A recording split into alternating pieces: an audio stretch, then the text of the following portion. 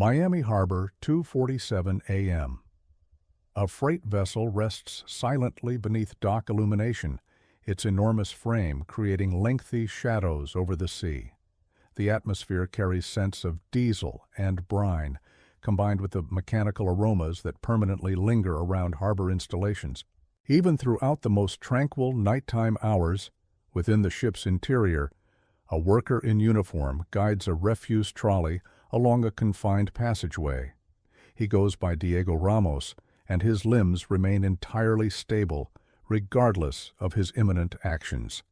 His respiration stays composed and controlled, the outcome of extensive planning and arrangements for this precise instant. Within exactly 23 minutes, Diego will depart this vessel, carrying $11 million in criminal organization funds concealed within standard garbage receptacles. No weapons discharged, no warnings activated, no brutality whatsoever. Merely a custodian with cleaning supplies, a strategy, and 2 decades of remaining entirely unnoticed by those surrounding him.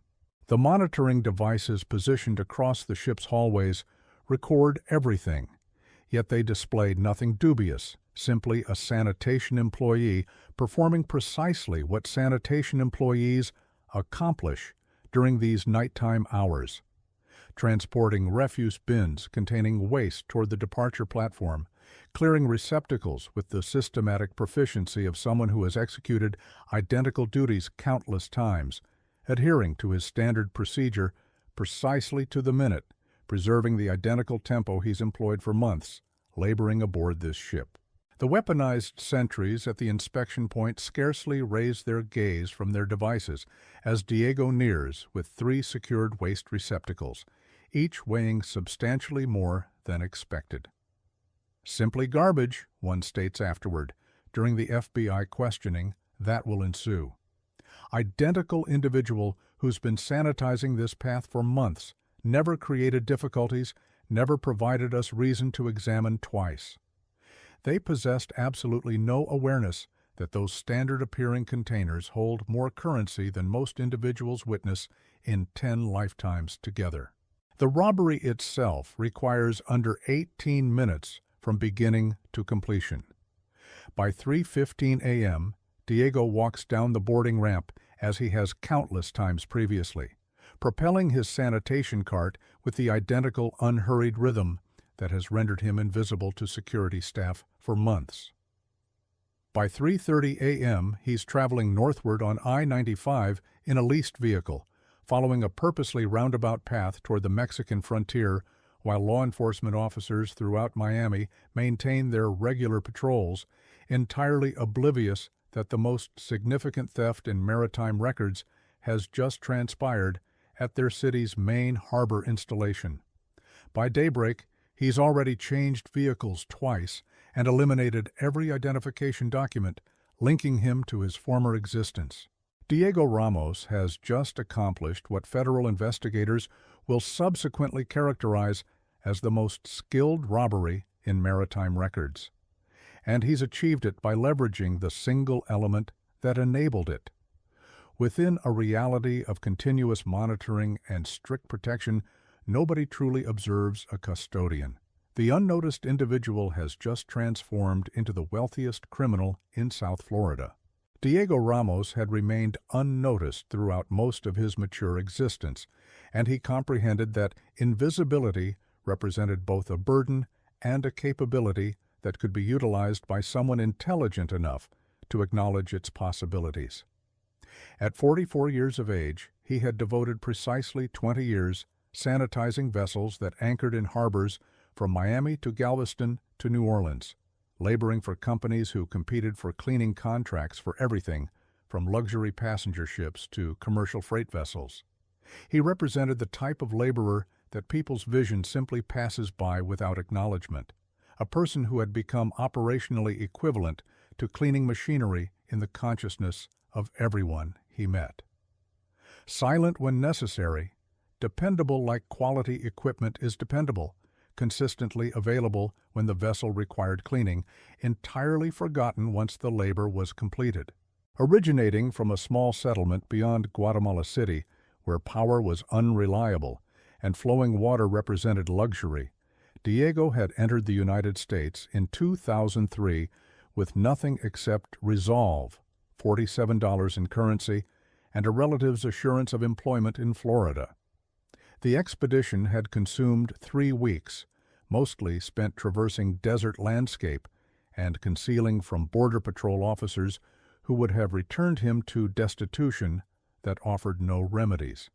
He acquired English by observing other custodians during rest periods, absorbing vocabulary and syntax through thousands of discussions in storage rooms and maintenance areas where immigrant laborers exchanged survival techniques in a nation that required their work but refused to recognize their humanity.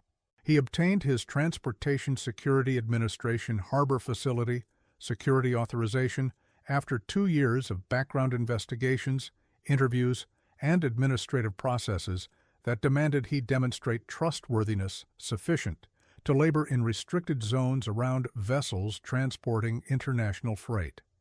The authorization had cost him $800 in charges and required submission to fingerprinting, substance screening, and a thorough examination of every location where he had resided since arriving in the United States. However, it justified the expenditure because the authorization provided him entry to zones where consistent employment was accessible for individuals willing to perform jobs that American laborers deemed below their status. He discovered steady work with Maritime Sanitation Services, a company that managed cleaning for everything from luxury passenger vessels to commercial freight ships. The business was owned by a Greek immigrant who recognized the worth of employing laborers who would appear reliably, work diligently without protests, and never inquire about freight or travelers that weren't their concern. The compensation was adequate to transmit funds home to his relatives in Guatemala while sustaining a humble lifestyle in a shared residence in Hialeah. The schedule was lengthy but foreseeable, with most duties beginning after midnight, when vessels were anchored and freight activities were halted. Most significantly, it represented honest labor, and that held deep importance for a man supporting 2 offspring and an aged mother back in Guatemala. Across 2 decades, Diego had cultivated comprehensive understanding of how vessels actually operated versus how they were intended to operate according to official records. He understood which passages remained entirely vacant after midnight because crew members avoided particular routes during off-duty hours, either due to superstitions or practical worries about zones where incidents were more probable. He grasped where surveillance cameras contained blind areas due to inadequate installation, insufficient maintenance, or obstruction from the ship's structural components that blocked viewing angles. He had committed to memory how waste management systems functioned at every major harbor installation along the Gulf Coast, including which inspection points were operated by guards who actually observed what occurred around them and which were staffed by individuals merely calculating hours until their duties concluded. Most critically, Diego had realized something that would prove essential to his future strategies. Custodians exist in a condition of operational invisibility that extends well beyond simple absence of attention. Individuals observe the uniform and the cleaning equipment, but they don't perceive the person within the uniform. Security personnel direct cleaning teams through restricted inspection points without actually studying faces or verifying identification thoroughly because maintenance workers are presumed harmless by nature. Ship officials automatically move aside to allow maintenance personnel to pass without wondering what those workers might be noting or planning while they navigate through sensitive zones. In a contemporary world controlled by surveillance cameras, biometric scanners, and constant security measures, the individual pushing a cleaning bucket navigates through restricted spaces with nearly complete liberty. This invisibility had always represented Diego's burden, a reminder that he was regarded as less significant than the labor he executed. But soon it would become his most powerful asset. The MV Esperanza represented a medium-sized freight vessel that operated regular paths between Cartagena, Colombia, and various harbors along the American Gulf Coast, with Miami serving as its primary destination for freight, requiring rapid processing through customs installations. The vessel was documented in Panama under flag of convenience agreements that offered tax benefits and regulatory adaptability, managed by a legitimate shipping corporation with facilities in 3 nations, and transported primarily legal freight like coffee, textiles, and manufactured products from South America. According to its official records, the Esperanza was precisely what it seemed: a standard commercial vessel participating in legitimate international commerce. Diego had been designated to clean this specific vessel roughly once every 3 weeks for the previous 8 months, and he understood its design better than most crew members who actually labored aboard it permanently. He comprehended the ship's air circulation systems, its electrical arrangements, its freight storage configurations, and its security measures in detail that would have impressed maritime engineers. However, during a standard cleaning duty in early March, Diego observed something that didn't correspond with any of his earlier visits to the Esperanza. Deck 3 had consistently been classified as restricted entry on Diego's cleaning assignment documents provided by Maritime Sanitation Services. According to official records, it housed crew accommodations, officer storage zones, and sensitive navigation machinery that demanded specialized authorization to access. Diego's duties never encompassed that level, and he had never challenged the limitation because vessels maintained complicated hierarchies and security measures that custodians learned early not to question. Inquiring too extensively about zones they couldn't access represented a rapid method to forfeit harbor security authorization and become jobless. However, on March 12th, while Diego was cleaning the primary corridor that connected to the Deck 3 access stairway, he witnessed something that caused him to focus much closer attention on that restricted zone and begin questioning assumptions he had accepted without examination. 2 individuals were transporting sealed wooden containers down to Deck 3, moving with the careful accuracy of professionals managing valuable freight. The containers were approximately the dimensions of large luggage, labeled with official-appearing stamps and shipping tags that stated "industrial machinery, fragile, handle with caution." And they were managing them with the type of intentional care that indicated the contents were far more valuable than typical ship supplies. More notably, both individuals carried pistols visible in shoulder holsters beneath their coats, which was highly uncommon because legitimate freight operations rarely demanded armed protection, especially for machinery that was supposedly intended for routine delivery to commercial clients. Diego continued his cleaning duties without displaying any response that might suggest he had noticed anything unusual. But he began focusing systematic attention on patterns and details surrounding Deck 3 that he had previously disregarded. During the following several weeks, he noted that the identical 2 armed individuals appeared on the vessel during particular voyages, consistently when the Esperanza was returning from Colombia to Miami, never during departing trips when the vessel was carrying legitimate export freight to South America. They sustained a constant presence near the Deck 3 access location, operating in 12-hour duties with military accuracy, and they handled that zone like it contained something requiring professional protection rather than standard freight management. During a smoking break in late March, Diego situated himself near a ventilation opening where discussions from Deck 3 transmitted clearly through the ship's air distribution system.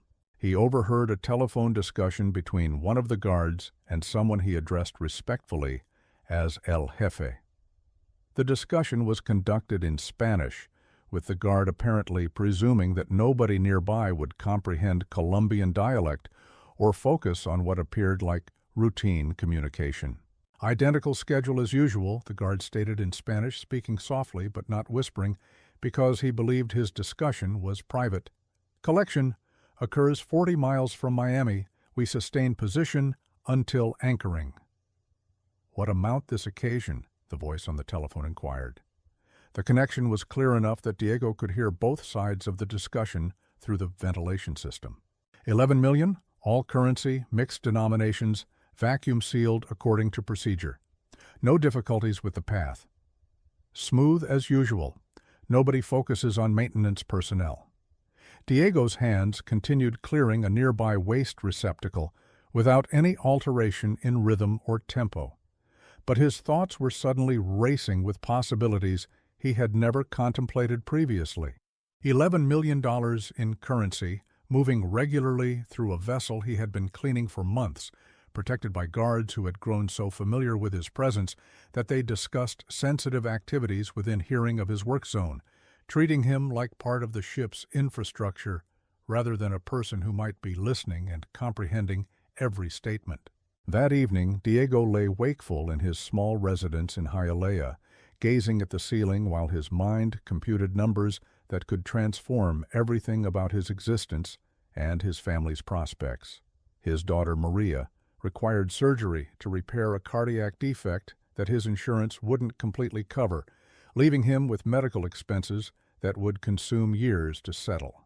His son Carlos had been admitted to engineering school at the University of Miami, but couldn't manage the tuition without loans that would burden him for decades.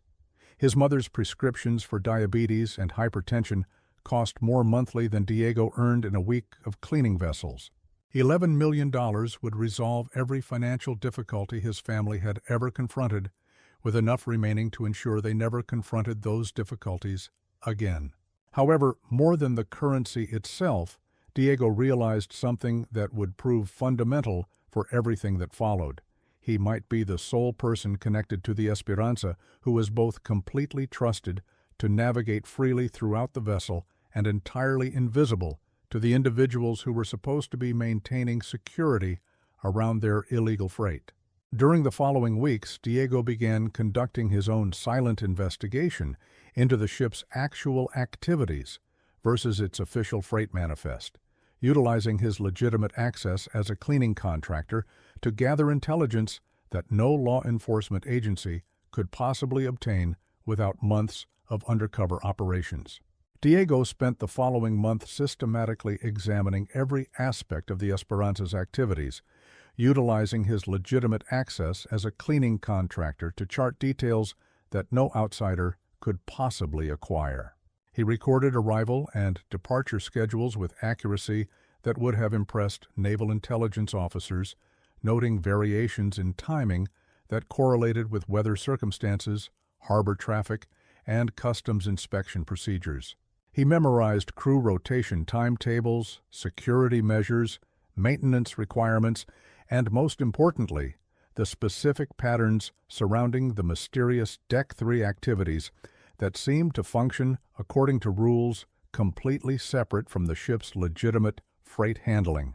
The vessel maintained a precise timetable between Cartagena and Miami, with a complete round trip consuming exactly 18 days under normal weather circumstances. Outbound journeys carried legitimate freight like coffee beans, cut flowers, textiles, and manufactured products that were properly recorded and inspected by customs authorities at both ends of the journey. However, during the return voyage, something additional was loaded aboard during nighttime activities that occurred approximately 40 miles offshore from Miami, well beyond territorial waters where Coast Guard patrols were less frequent and international maritime law provided protection for activities that might not survive examination in American waters. Diego confirmed through careful observation that the currency collection always occurred during the identical phase of each return voyage, following a timetable that was precisely coordinated with other components of what was obviously a sophisticated smuggling operation. The Esperanza would decelerate to a near halt in international waters during the darkest nighttime hours, where it would meet with a smaller vessel that approached without navigation lights and maintained radio silence throughout the transfer activity. The exchange consumed under 30 minutes, with wooden containers being transferred from the smaller boat directly to Deck 3 through a freight opening that was normally sealed during routine activities.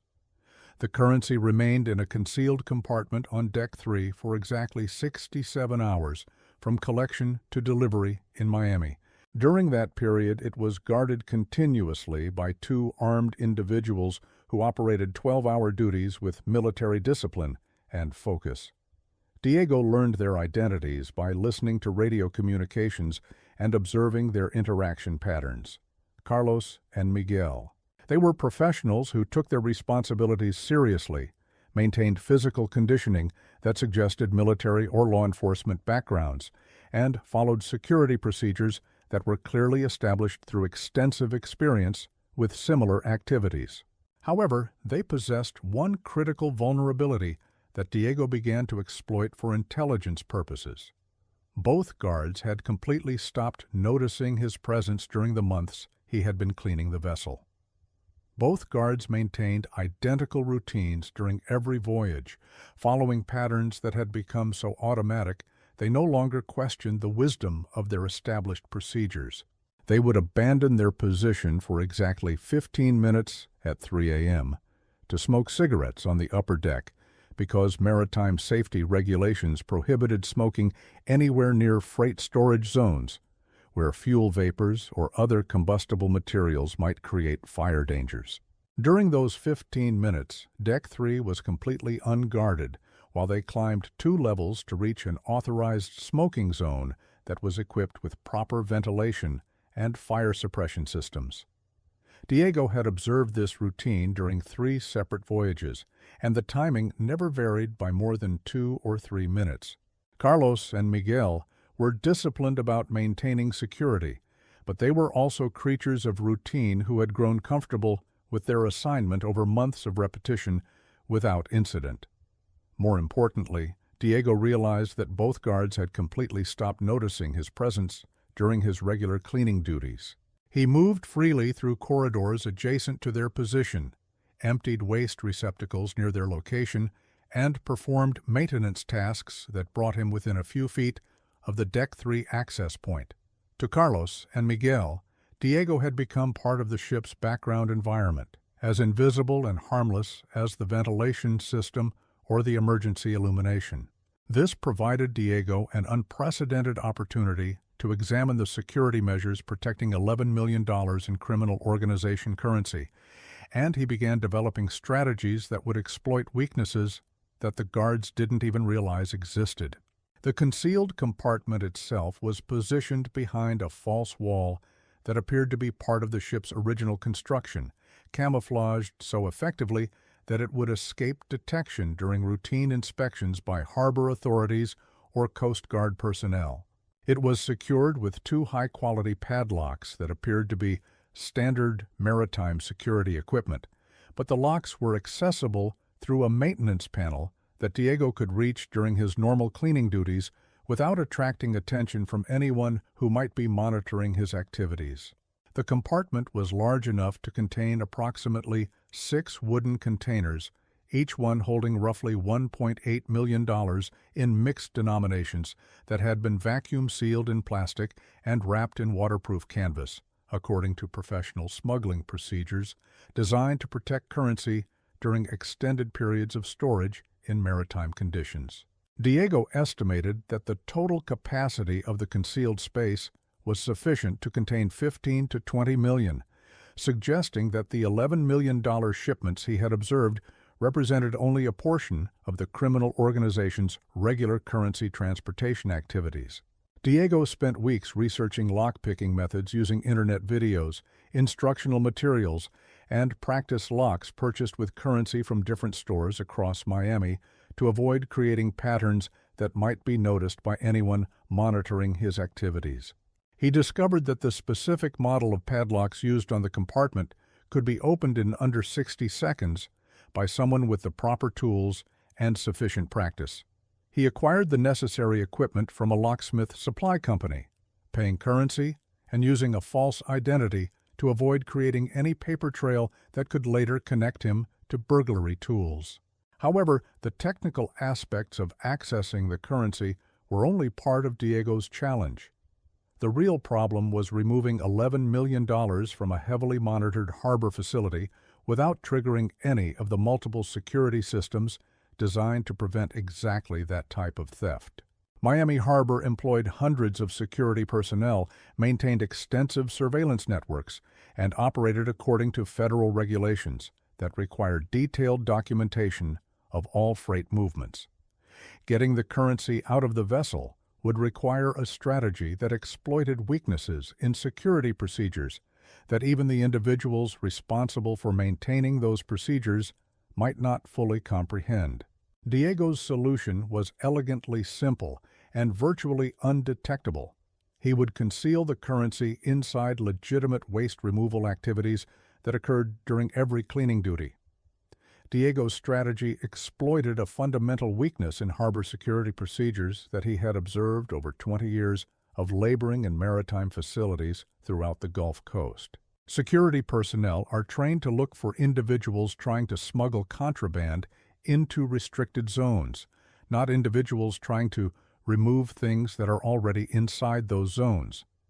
Waste removal activities are considered routine and low risk because nobody assumes that valuable freight would be disposed of as trash.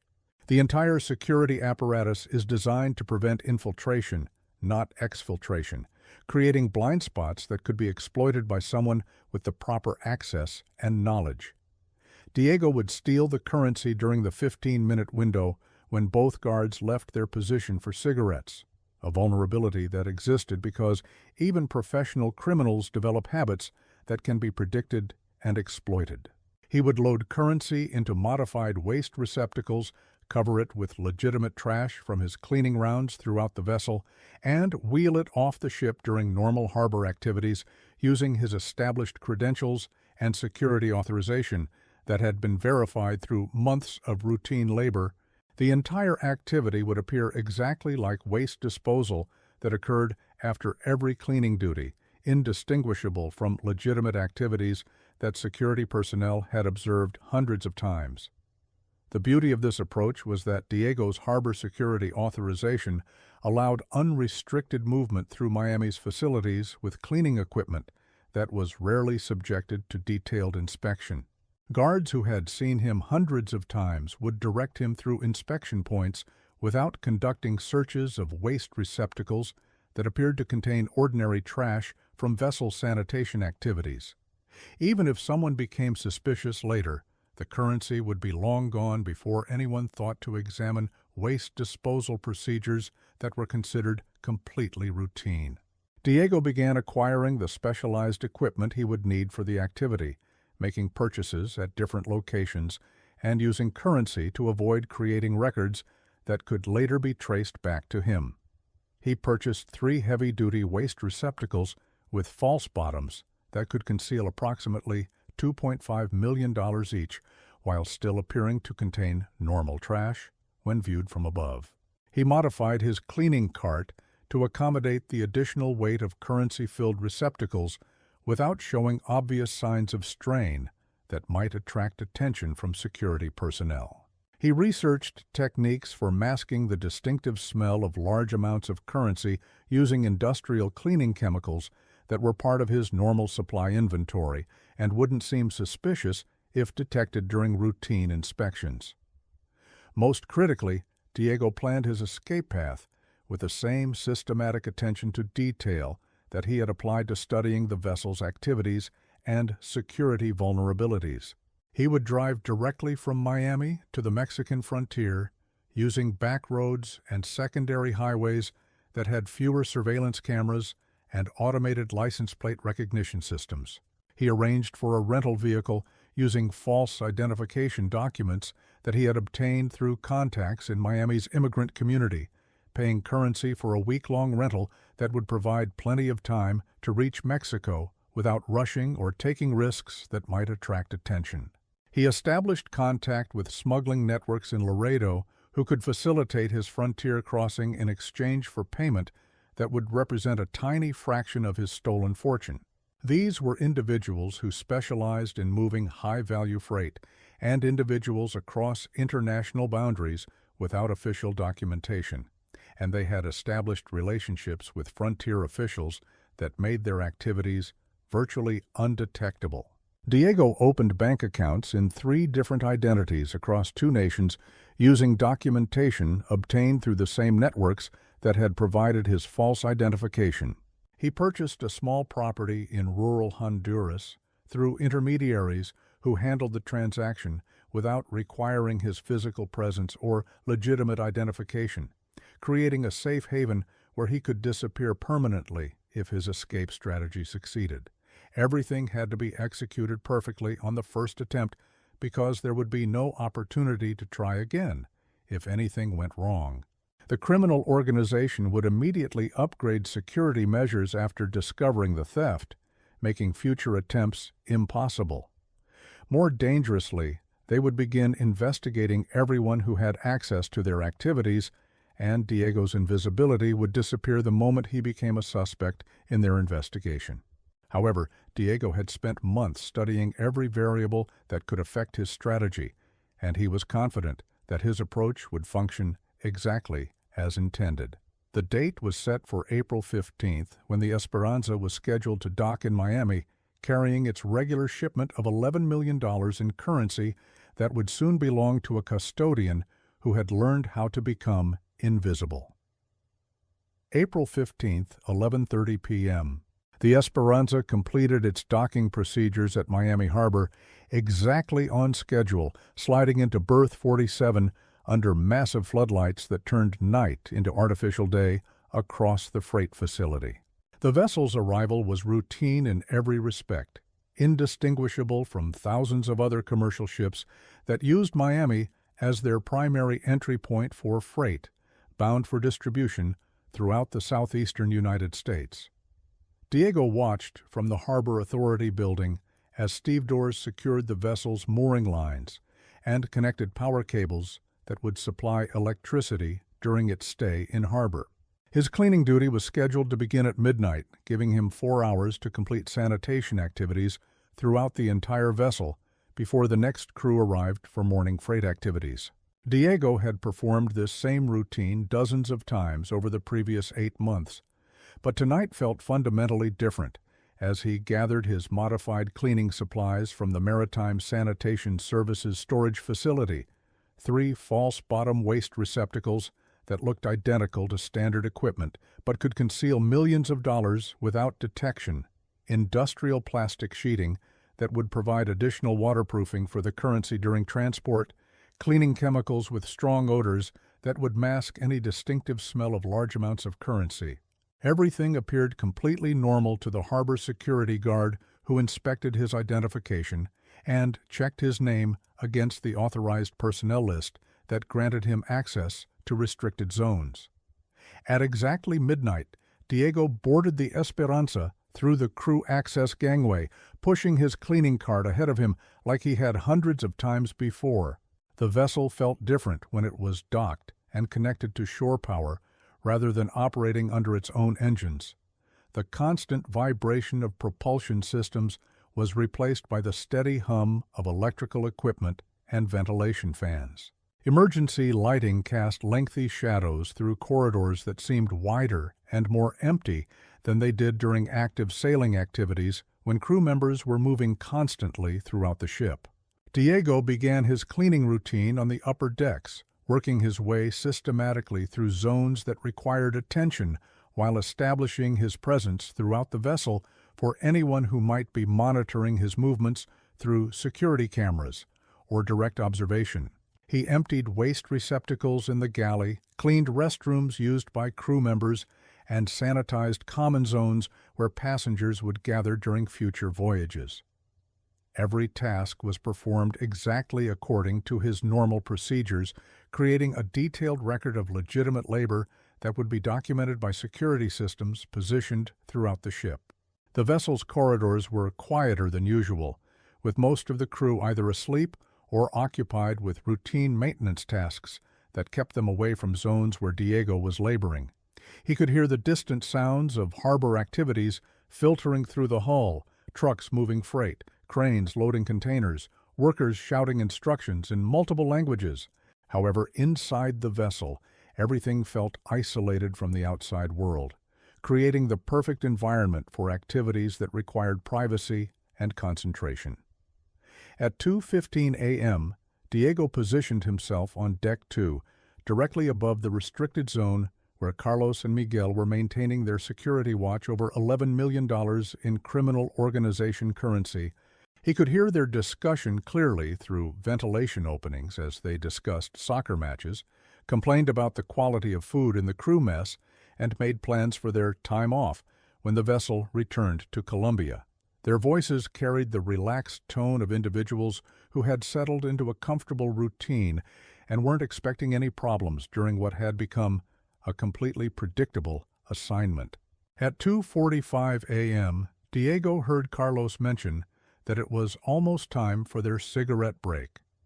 Following the same script that Diego had memorized during previous voyages, Miguel responded that he was looking forward to getting some fresh air after spending hours in the stuffy lower decks where ventilation was inadequate and the smell of fuel and cleaning chemicals created an oppressive atmosphere.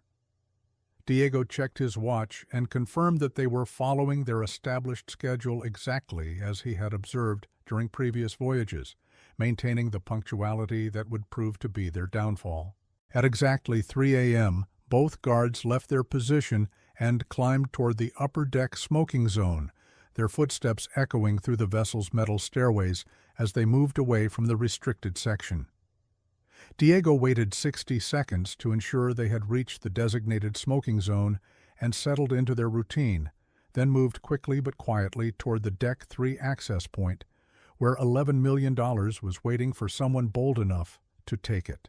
The corridor was empty and silent, except for the steady background noise of vessel systems and distant harbor activities. Diego approached the maintenance panel that concealed access to the concealed compartment, using a small flashlight to illuminate the two padlocks that secured the false wall.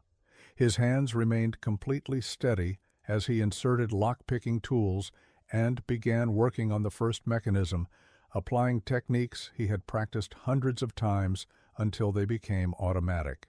43 seconds later, both locks were open, and Diego was staring at the largest amount of currency he had ever seen in one place. Inside the concealed compartment, 6 wooden containers arranged in 2 neat rows, each one vacuum-sealed and wrapped according to professional smuggling procedures that protected currency from moisture, detection, and accidental damage. Diego could see official-looking stamps and markings that identified the contents as criminal organization currency being transported through an established distribution network that had been operating successfully for months or possibly years. The denominations were mixed, mostly 20s and 100s, bundled and sealed to survive months of storage in maritime conditions. Diego loaded 3 containers into his false bottom waste receptacles, working quickly but methodically to ensure that each receptacle was properly sealed and balanced for transport. He left the remaining 3 containers untouched, calculating that stealing exactly half the shipment would delay discovery of the theft and reduce the intensity of the investigation that would inevitably follow. A missing portion of the freight might be attributed to mistakes in counting or documentation, while a completely empty compartment would immediately trigger maximum security responses from both the criminal organization and law enforcement agencies. Diego covered the currency with legitimate waste from his cleaning activities throughout the vessel, creating layers of garbage that would provide realistic weight distribution and smell if anyone conducted casual inspection of the receptacles. Food scraps from the galley, empty containers from supply storage, used cleaning materials that would provide authentic odors. Each waste receptacle now looked and felt exactly like the ordinary trash that custodial workers removed from vessels after every cleaning duty. By 3:17 a.m., Diego was sealing the concealed compartment and replacing the padlocks in their original positions, leaving no trace that the security had been compromised. By 3:19 a.m., he was pushing 3 currency-filled waste receptacles toward the vessel's main exit, moving at the identical steady tempo he maintained during every cleaning activity. Carlos and Miguel were still on the upper deck, their cigarette break scheduled to last until 3:15 a.m. According to the routine Diego had observed repeatedly over months of careful surveillance. At 3:22 a.m., Diego approached the harbor security inspection point, wheeling 3 sealed receptacles that contained approximately $7 million in criminal organization currency. The guard on duty was reading a paperback novel and barely looked up as Diego approached with his cleaning equipment, treating the interaction as completely routine because he had processed Diego through the identical inspection point dozens of times over the previous 8 months. "Large mess tonight?" the guard inquired, making the type of casual discussion that had become routine during Diego's months of cleaning the Esperanza. "Identical as usual," Diego replied in the accented English that made him seem like exactly what he appeared to be, an immigrant laborer performing an honest job that nobody else wanted. Crew deck was quite difficult this time. The security guard directed him through without conducting any inspection of the waste receptacles or questioning why Diego might be departing slightly later than usual. Diego loaded the receptacles into his rental vehicle and drove calmly out of the harbor facility, taking the identical route he had used after dozens of legitimate cleaning duties. Nothing about his departure appeared unusual to anyone who might have been watching, because Diego had successfully made the largest theft in maritime records appear exactly like routine waste removal. By 3:35 a.m., Diego was merging onto I-95 heading northward, beginning a carefully planned journey that would take him to Mexico and a completely new existence. In the back of his vehicle, $7 million in criminal organization currency was sealed inside receptacles that looked like ordinary trash from a routine cleaning activity. The theft had consumed exactly 18 minutes from start to finish. Clean, quiet, and virtually undetectable, Diego Ramos had just executed the perfect crime by perfecting the art of being invisible. Diego drove through the night using secondary roads and state highways that avoided major metropolitan zones where traffic cameras and automated license plate recognition systems were most concentrated. He had spent weeks studying route options that would minimize his electronic footprint while providing quick access to vehicle switching points he had established between Miami and the Mexican frontier. His first stop was a 24-hour storage facility outside Fort Lauderdale, where Diego transferred the currency to a modified pickup truck that he had purchased using false identification documents. The truck had concealed compartments built into its frame that could hide millions of dollars while appearing to carry legitimate freight like construction tools and building materials. Diego burned his Maritime Sanitation Services uniform, disposed of his harbor security credentials, and destroyed every piece of identification that connected him to his previous existence as a vessel custodian. At sunrise, Diego Ramos legally ceased to exist. The individual driving northward through Florida was now Miguel Santos, a construction contractor from Texas who was transporting building supplies to clients along the Gulf Coast. His new identity was supported by documentation that would pass routine inspection, bank accounts that showed appropriate financial history, and business records that explained his presence anywhere between Miami and the Mexican frontier. The investigation began 3 days later when criminal organization representatives discovered that half their shipment was missing. Carlos and Miguel were found dead in Cartagena Harbor. The FBI spent months reviewing security footage that showed nothing suspicious. Special Agent Maria Santos called it the most professional theft she had ever encountered. Diego was never found, and the $7 million was never recovered. In the criminal underworld, his robbery became legendary as proof that the perfect crime was possible for someone who understood how to become functionally invisible. The custodian had walked away with a fortune, leaving behind only security footage of an individual pushing a trash cart through a harbor facility in the middle of the night.